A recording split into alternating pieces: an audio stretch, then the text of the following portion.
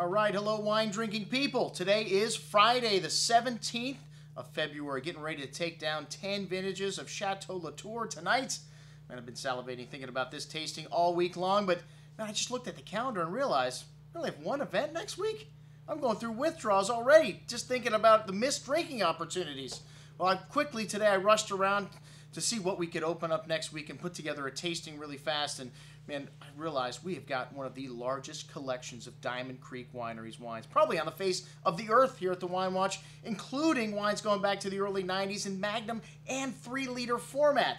So what the heck, man? We need to open some of these wines up. And these are some of the first cult wines coming out of Napa Valley when Brounstein decided he was going to divide up his property up on Diamond Mountain into 3 different vineyard sites based on the soil composition and the different climactic conditions of these different areas of his vineyard. This was revolutionary stuff, man. There was very few people thinking about doing stuff like this in the late 60s. All right, well, the wine collectors of the 80s and 90s, it seems like a lot of people just stashed these wines away. You know, times were different back then when they were making wines in the 70s and 80s. They used to pick by the level of bricks, the level of sugar in the grape. So 23 bricks, you made about 12 to 13% alcohol wine. That's what the wines were of Bordeaux. That's what people fashioned the first Cabernets in Napa Valley after. Well, you know, we found out since then that Napa Valley is a bit warmer than Bordeaux is, and unfortunately, if you pick at 23 bricks, a lot of times the phenolic compounds in the skins and the seeds are not ripe. Well, that's not the condition necessarily up on Diamond Mountain.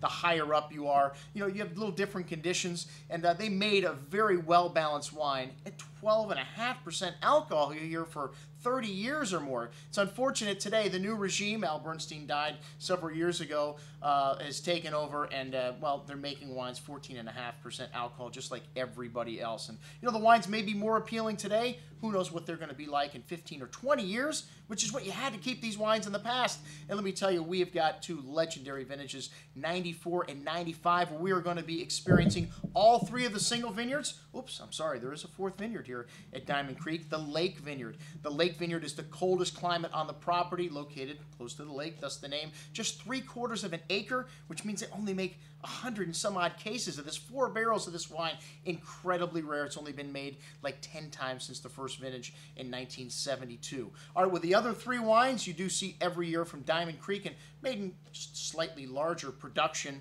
There's like 500 cases, 300 cases, whatever they come up with every year, but under 1,000 cases of each of these wines. The first wine we've got is Volcanic Hill, which named after the volcanic ash, the gray-like soils that they have in this part of the vineyard. This is the warmest vineyard on Diamond Creek's property here, and usually produces the longest lived of all these wines. The Red Rock Terrace is next, and as the name would indicate, the red soils, which are rich in iron, are the reason why they call this little 7-acre north-facing vineyard Red Rock Terrace. These wines are the most drinkable, it appears, usually of the 3. And then we have the Gravelly Meadow, which you can imagine. This is an old riverbed, a lot of gravel here, and the fast-draining soils make these roots go deep into the ground to get nutrients. And this wine, well, usually I don't want to say the longest lived, but you know, can be the longest lived of the 3. And then the Lake, which, as I mentioned before, a rarity, something we rarely see. We're going to have all 4 of these wines, and we're serving you dinner for less than the price of 1 bottle of Diamond Creek, $95. Are you kidding me? Somebody pinch me. All right, next Thursday night, check it out along with all of the vintages of Diamond Creek that we've got available on this offering. I'm your host, Andrew Lampasoni, signing off for the Wine Watch, saying remember, always drink the good stuff first.